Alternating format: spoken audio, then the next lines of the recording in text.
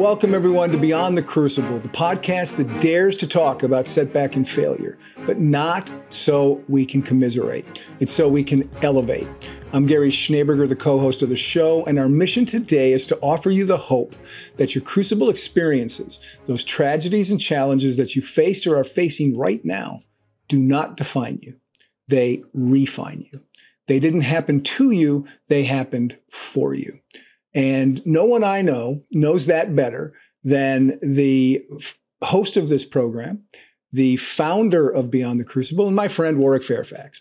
Warwick, we're back in the saddle again to talk about crucibles and bouncing back from them. And this is one of those special episodes that talk about something that's near and dear to your heart. So I'm looking forward to getting going on this one. Absolutely, Gary. I'm very much looking forward to this one. And the reason why this is one that we're looking forward to, and I call it a special one, is that this is what we're calling, folks, the series within the show. And that series, folks, is stories from the book Crucible Leadership. And this month's exploration is Walt Disney on the resilience of a vision. And if you've listened to the show even a few times, you know that Warwick is very passionate about Mr. Disney and about the things that Mr. Disney can teach us about vision. So just to level set you about the series, this does indeed come from Warwick's book, Crucible Leadership. It's a Wall Street Journal bestseller that was released in 2022. It's an important book because it's the book that birthed the brand Beyond the Crucible, which used to be called Crucible Leadership, like the book.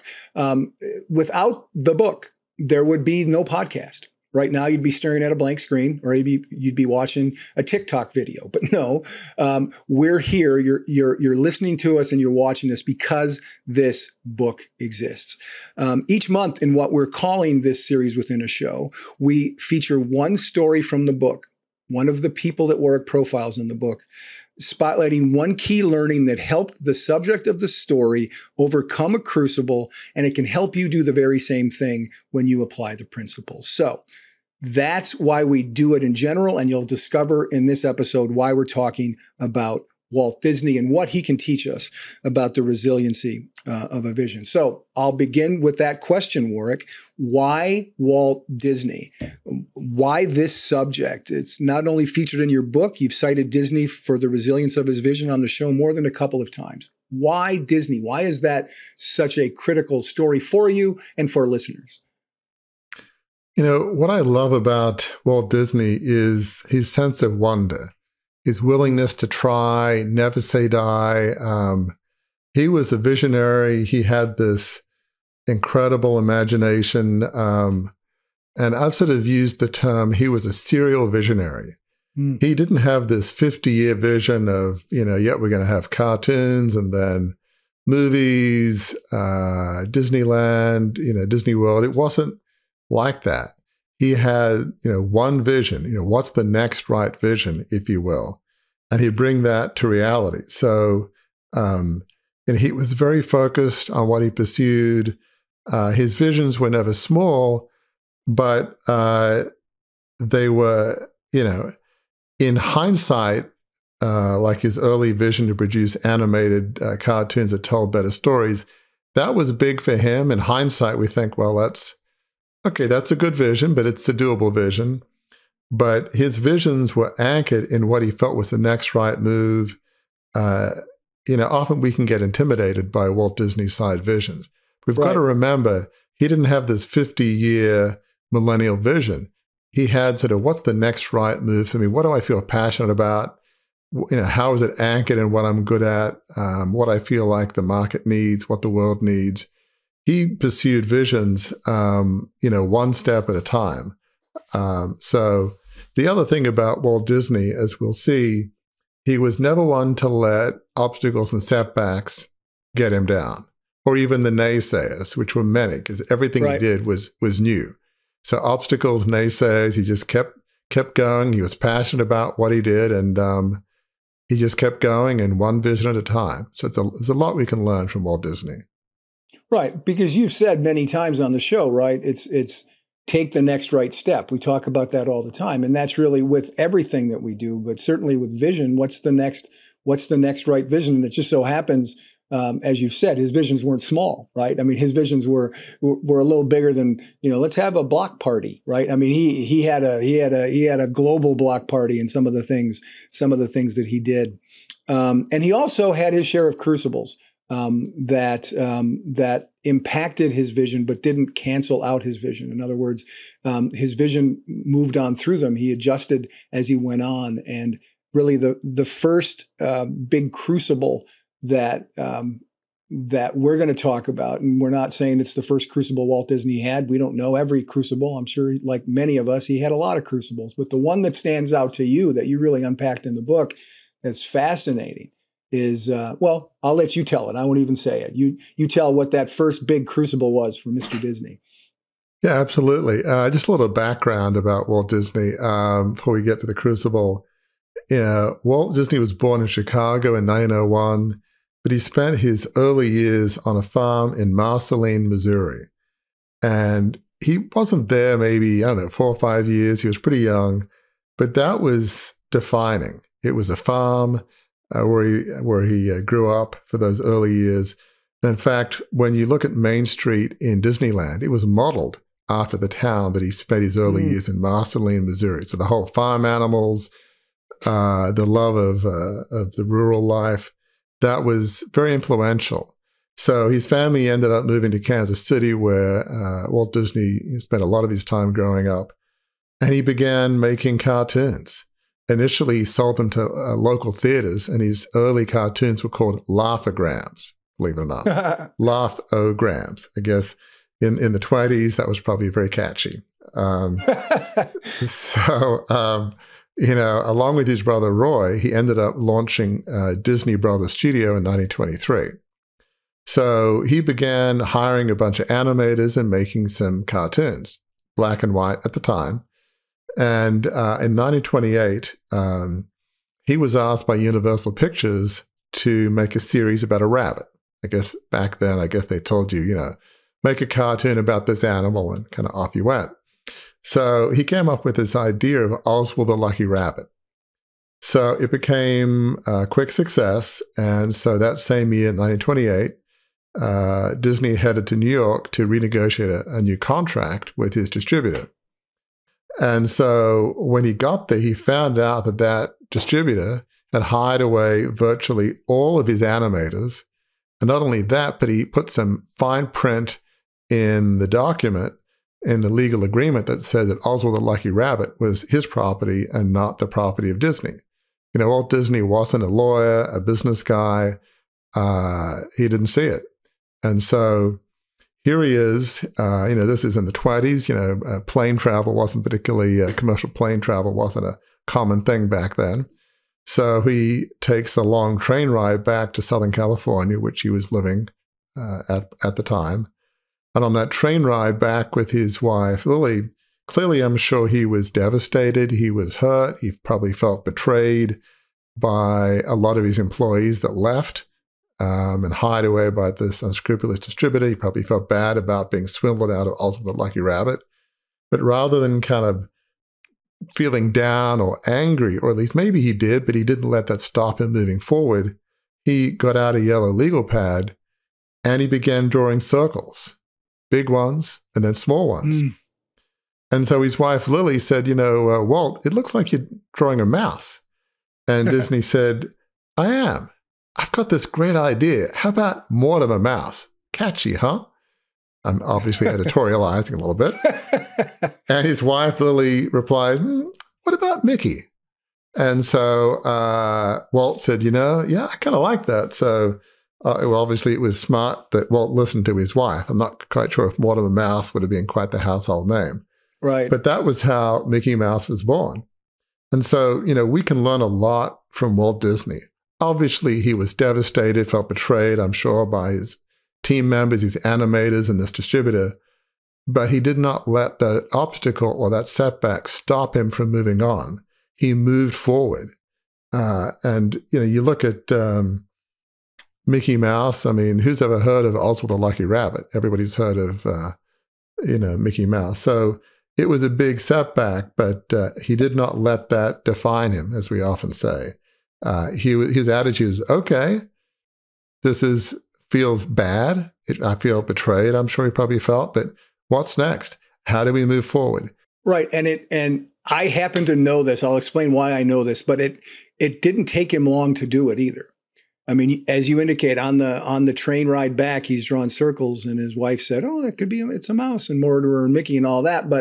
But also in 1928, November the 18th, 1928, is when Steamboat Willie, the first cartoon of Mickey with sound, came out. And I only know that, Warwick, because I teased my father for decades that he was a year older than Mickey Mouse, because my dad's birthday was November 18th of 1927. And Disney launched Steamboat Willie the same year that he was swindled out of Oswald the Lucky Rabbit. He drafted Mickey Mouse. He created some Mickey Mouse short cartoons, and then he had one with sound, all within less than a year. That's remarkable to me. Not only was he not stopped by it, but his momentum kept going, and he worked quickly and well, given how successful Mickey Mouse came out to be. Boy, I mean, that is remarkable, Gary. I mean, that is a great point to highlight. The fact that he would have that setback of losing Oswald the Lucky Rabbit that had some success, and he comes out with Mickey Mouse and Steamboat Willie, the first Mickey Mouse cartoon, the same year. I mean, it's just amazing. Who does that?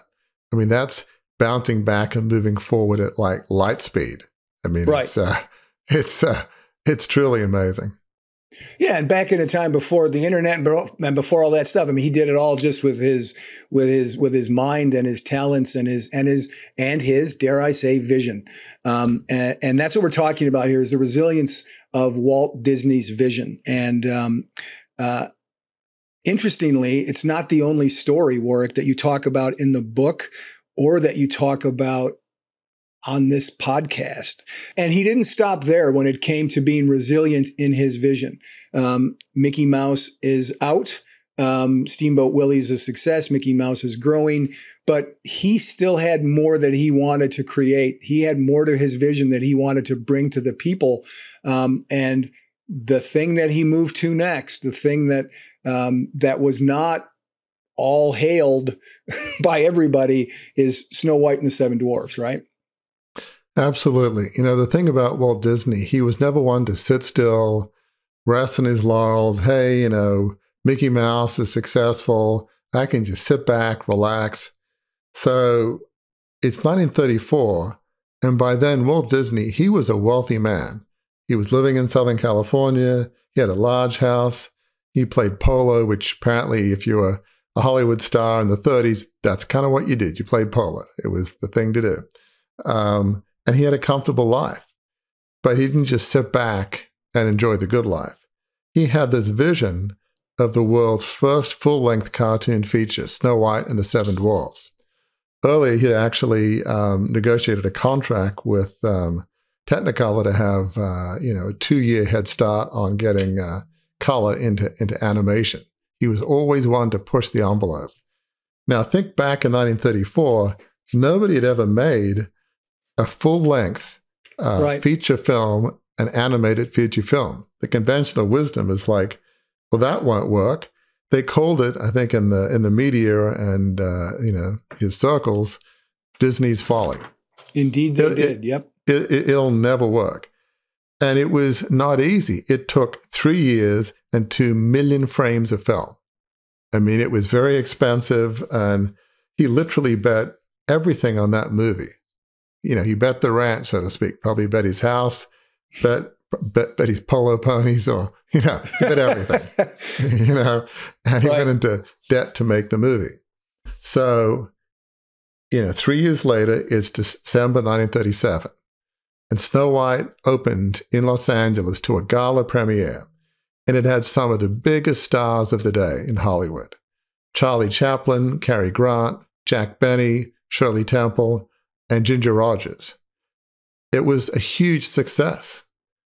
Walt Disney, he bet it all on that movie, but he knew how to animate. He had a large team of incredible animators. He had success with Mickey Mouse. So, he had some sense of, I know how to tell stories through animation. he had the skills. So he really believed that this would work. But there were many at the time that said, initially when you were going to do a color movie, well, color's going to hurt their eyes. Nobody's going to pay attention to an hour and a half plus animated movie that tells a story. People are used to kind of quick, snappy, minutes long. It didn't make any sense.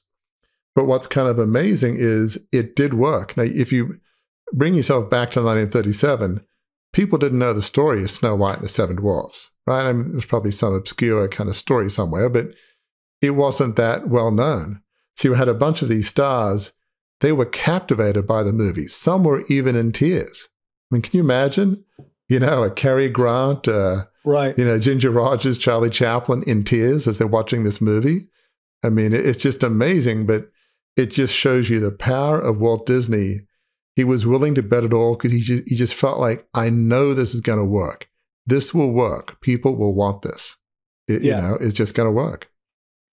And let's put it into, we haven't talked about this beforehand, but I want to put it into beyond the Crucible context, because what you're talking about, and I've heard you talk about this privately and also on the show, the driving force behind Disney's passion for Snow White and the Seven Dwarfs was indeed, he thought that this was something people would benefit from, that people would love. He truly was dedicating his life to the service of others. He wanted to bring them the kind of entertainment, and we'll see it again when we talk in a little bit about another crucible he went through, about another aspect of his perseverance. But that's true, right? His reason behind this wasn't just to get more polo ponies, right? His reason behind this was to entertain the masses, and he thought he had a great way to do it that would stand the test of time, right? Absolutely. As we'll see with some of his other things that he did, he loved entertaining children and families, giving them entertainment that would just tell stories that would take them away from their day-to-day life. I mean, you think of 1937, America, much of the world was still coming out of the Depression. And I think it really took World War II, I think most historians would say, for the U.S. and a lot of the world to fully come out of the Depression. Life was not easy in the 30s for many people. Just to go to a movie and just for an hour and a half or so to just think about something different, to think about, a story of challenge, a setback. Certainly Snow White faced, setbacks from a stepmother, and life was not easy. It worked out in the end, but, it's a very engrossing story. You picture yourself never having seen this story. It's fun, it's humorous, wonderful songs, great story, heartbreak, a great ending, love. I mean, it's a wonderful story. If you're in the middle of the Depression or just coming out of it, it sort of takes you away from your day-to-day world, which may not be easy, and you can be entertained, uplifted, inspired. That's what he wanted to do, tell stories to inspire and uplift and entertain people. Yeah, and if that was the last thing that Walt Disney ever did, he could have put a flag in the ground, planted a flag in the ground. He had lived a life on purpose dedicated to serving others, just through what he accomplished right through there. But he was not anywhere near done. Let me just to get back to for a second, Disney's folly on Snow White and the Seven Dwarfs, right? It cost $1.499 million to make. But as of right now, this is how much money it's made at the global box office: $184,925,000 and $486 on the end of that. That's 123 times its production costs. It's been re-released 3 times in the U.S., most recently in 1993. This movie is beloved, and it was a huge success. Disney's folly was anything but, and that's not the first time, right, Warwick? That's not the first time that Disney would prove folks wrong.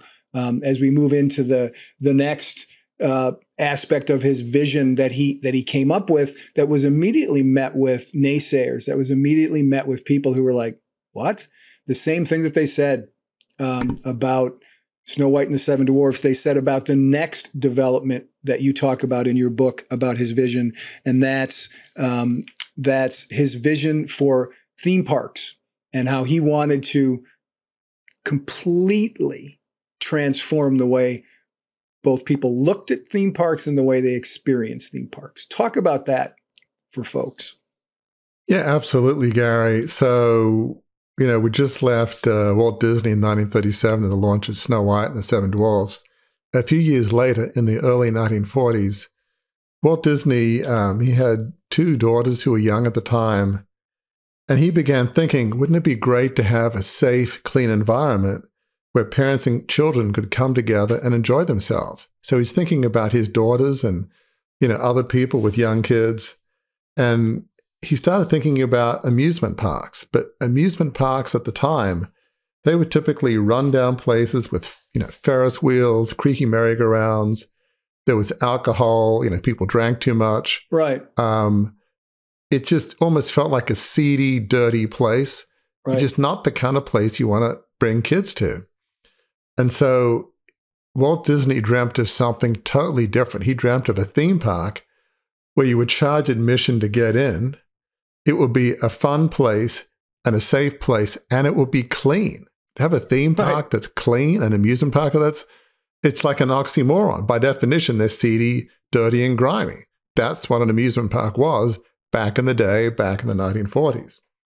So much like with Snow White, Walt Disney, he used much of his own money to finance what would become Disneyland in Southern California. And he was a smart guy in a lot of ways. He had his brother Roy at the helm, who co-labored with him and helped on the business side. So to offset the cost of building it, which was considerable, he struck a deal with ABC TV network, one of the big three networks, but one of the big three networks, which at the time, I think tended to be in third place. Typically CBS and NBC were kind of the bigger TV networks. And so he struck a deal with ABC to create a 1-hour weekly TV show in return for ABC helping to finance the building of Disneyland. So that was a brilliant play, a brilliant strategy. So Disneyland opened on a Sunday in 1955. And much like everything else that Disney did, it became a huge success. Now, what's interesting is, they were going to do a live television show of the opening of Disneyland in 1955. And as you know, with TV, it was scheduled for months. But Disneyland wasn't quite ready that Sunday in 1955. So the asphalt had been newly laid and it hadn't quite hardened. And so because of the heat of the day, and back then, I guess, people dressed up, you had dozens of women in heels who got their high heels stuck in the asphalt. So, today people tend not to dress up to go to a theme park. You just dress casually, but this is in the 50s. Life was a bit different. So, we may think, of course, Disneyland would be a success. But again, much like with Snow White and the label of Disney's Folly, there were many experts that said, look, you can't charge admission. You just don't do that in the amusement park world. You pay per ride or per, throw the balls at the pins and, all those type of things. You can't charge admission. You've got to serve alcohol. Come on. And it's going to cost way too much to keep the place clean. That's not going to fly, So Disney was never one to accept conventional wisdom. We can learn a lot from that.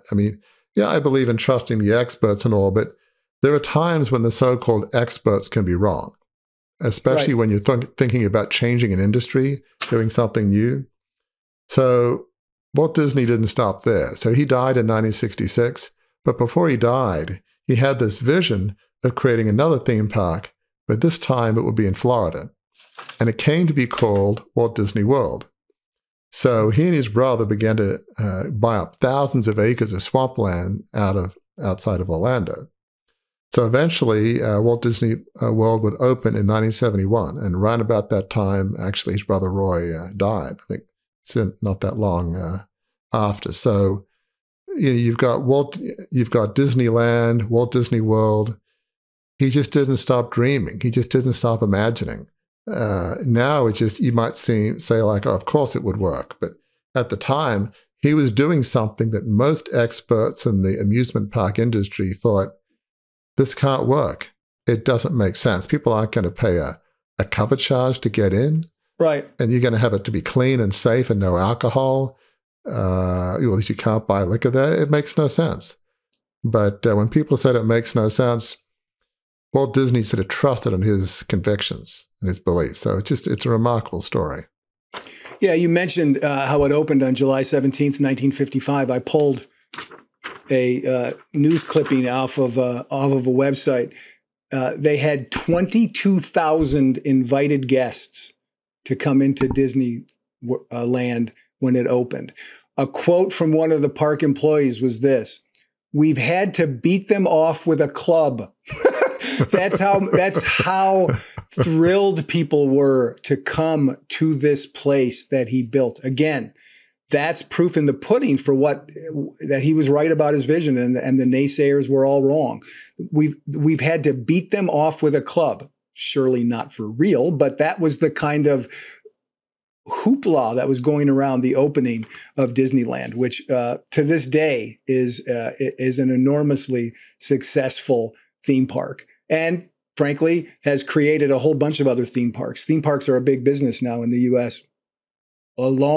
His vision made a big change in the way people think of theme parks in this country. We've talked about his vision. We've talked about the resilience of it. We talked about the success of it. All of those things, as we sort of mix them up in the batter of the cake that we're baking here on this episode of Beyond the Crucible, what lessons can we apply from all these examples that we've been talking about of Disney's perseverance in vision to our own lives? What can we take away from this, even if we feel like, and let's face it, folks, we probably all feel like we're no Walt Disney. What lessons can we take away and apply to our own lives? You know, I think probably one of the biggest ones is Walt Disney was never one to give up.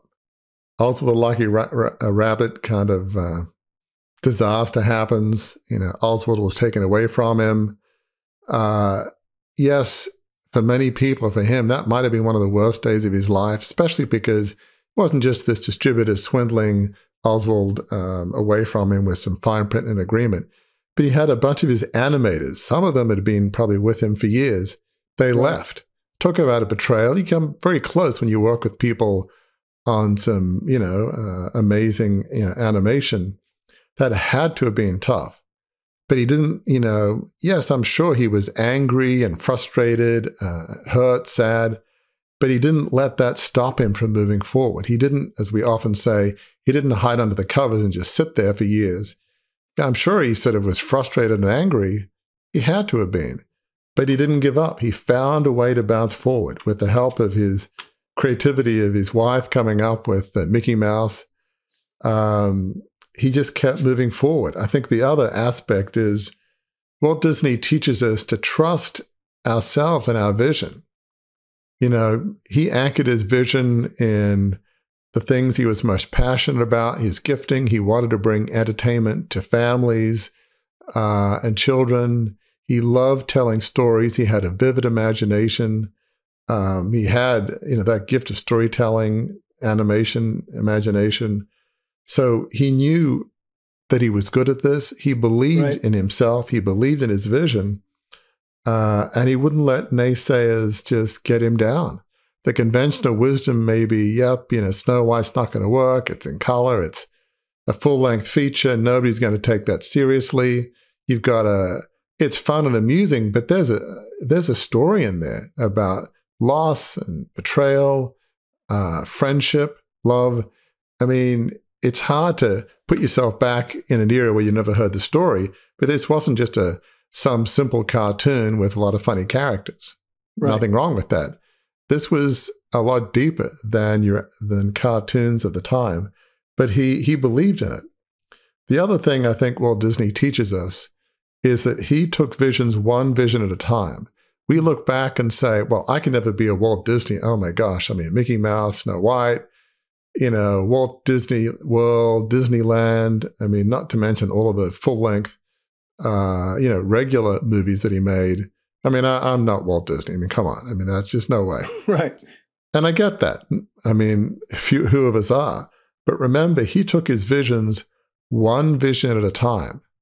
Back in the 1920s, his original vision was I think we can do a better job of telling stories through short black and white animated cartoons that are going to be in movie theaters. I think we can make it a bit better. That was a big vision at the time, but looking back, that doesn't seem like, oh my gosh, if I'm an animator, I could never make a cartoon that told a better story.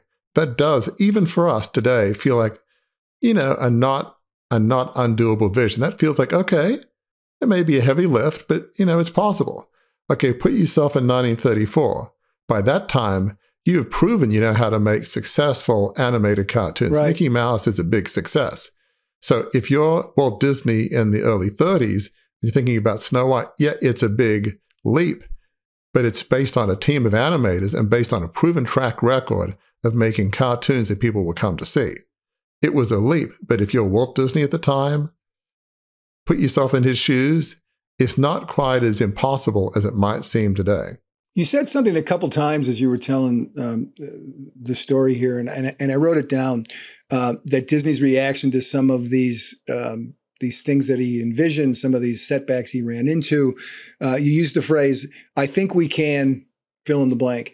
And really, when I think about that, that's a pretty good way to approach, right? Bouncing back from a crucible and continuing to have resilience in the vision. Isn't it having that I think we can attitude is really pivotal for all of us as we go through our crucibles in our lives? Yeah, absolutely. I mean, we believe here at Beyond the Crucible, you don't stuff your feelings, as one guest, I think it was Karen Austin, said, we don't, stuff them in the basement. Right. Yeah, you got to feel the feelings of betrayal, anger, sadness, loss, failure, setbacks, but you don't live in the basement. You don't dwell there. It's like, okay, having felt them for whatever time you feel is helpful, at a certain point, you got to get out of the basement. Okay, what's next? How do we move on from this? And that's where, it's not like Walt Disney was brooding for months after, coming back from New York. He came up with Mickey Mouse on the train on the way back. Right. That's not months of brooding. Is that days? I don't know. Yeah. I mean, we don't know. It's not long. So, that's sort of like superhuman Olympic level of feeling your feelings, but not living in the basement for months. Did he maybe he lived in the basement for a couple hours. I mean, it's just, right. That's the remarkable thing. And a few of us are quite at that Olympic level, but he just had that ability to move on and trust his gut, trust his instincts in areas that, frankly, he did know a lot about animation and how to tell stories. It wasn't like, right. Hey, I think I'm going to be, I think I'm going to be a brain surgeon or something, just because right. This whole cartoon thing isn't working. That's not what he did. He knew his skills. He knew what he was passionate about. So, he made bets on himself in areas that he knew what he was talking about. So, right. There is a nuance there, but it's just remarkable. He never let those things hold him back.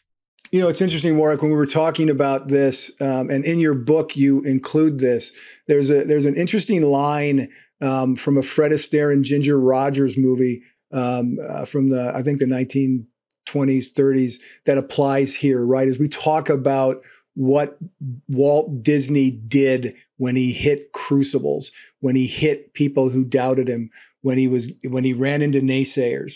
There's a couple lines from this movie, a song people probably know. What are those lines, and how do they apply to what Disney's did? Yeah, Gary, I'm a big fan of old movies, and like many, I'm a big fan of Fred Astaire and Ginger Rogers movies. They made a bunch of them in the 30s. And in 1936, they made this movie called Swing Time. And there's this really fun song called Pick Yourself Up. And in that song, there are these amazing lines, and the lines are these. Nothing's impossible, I have found. For when my chin is off the ground, I pick myself up, dust myself off, start all over again. And that surely summarizes Walt Disney. Yes, sometimes he felt like his chin was, kind of near the ground, if you will, and he had to pick himself up and dust himself off. And he really did start all over again. That was, as we've been saying, exactly what he did with Oswald the Lucky Rabbit, or facing the naysayers ahead of the launch of Snow White or Disneyland, Disney kept going in the face of setbacks. If we needed a theme song for Beyond the Crucible, that might apply. I mean, that's absolutely that's the advice, right? That's the counsel, that's the wisdom that you share on the show every week. So I'm a big vote. That's my vote. My vote is for Pick Yourself Up as the theme song of Beyond the Crucible. As we start wrapping here, Warwick, what would you say? We talked about a lot. We've talked about maybe more than we talk about on these kinds of episodes, because Disney's resilience and his vision were just so multifaceted. What are the big takeaways from Walt Disney's example of persevering to make a vision a reality? You know, what are some things that people can take with them and apply to their own lives? You know, I think trust your vision, trust yourself. Obviously, you've got to anchor your vision in what you're most passionate about. It's got to be grounded in your gifting and skills. Don't let the naysayers get you down. I'm a big believer in listening to experts, but when your gut says, I have a vision, I think this will work, the naysayers, the experts, they're not always right. Setbacks are going to happen. But as we've just been saying, you got to pick yourself up, dust yourself off, start all over again. You've got to find a way forward after your setbacks and not let them define you. I think the other aspect for Walt Disney is that vision happens one dream at a time, one passion, one belief.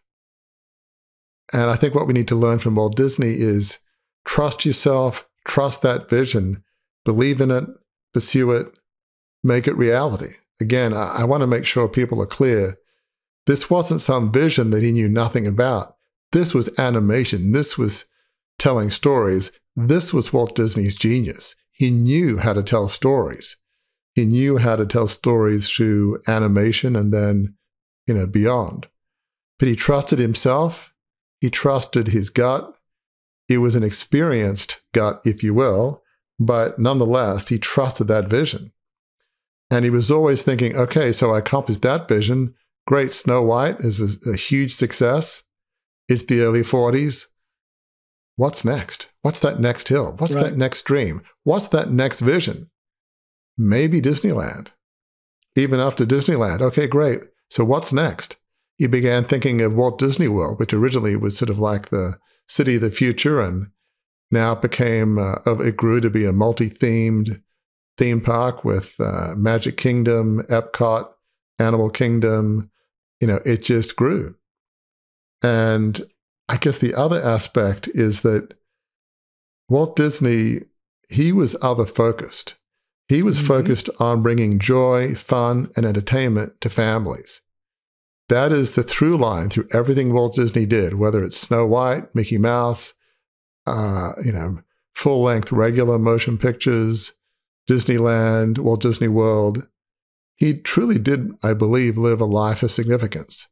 I mean, look at the joy and entertainment he's brought to millions of families throughout the world. Walt Disney is sort of this beloved franchise, if you will. I mean, it's brought so much fun and joy to so many. That's his legacy. The legacy of being able to have an imagination to tell stories, to just bring fun and entertainment and joy to so many. So to me, he definitely did live a life of significance. For sure, and not be intimidated by the height, depth, and breadth of his vision. Our own visions, if we follow the same way, like you said, pick yourself up, dust yourself off, start all over again. Theme song for Beyond the Crucible, I'm telling you. I have been in the communications business long enough to know when the last word's been spoken on a subject. I'm saying this is the last word on the subject because in a second I'm going to start singing Pick Yourself Up, and that's not going to be a blessing to anybody who's listening.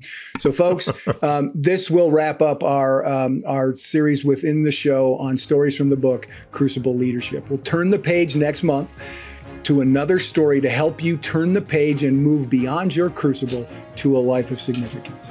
See you then. If you enjoyed this episode, learned something from it, we invite you to engage more deeply with those of us at Beyond the Crucible. Visit our website, beyondthecrucible.com, to explore a plethora of offerings to help you transform what's been broken into breakthrough. A great place to start? Our free online assessment, which will help you pinpoint where you are on your journey beyond your crucible and to chart a course forward. See you next week.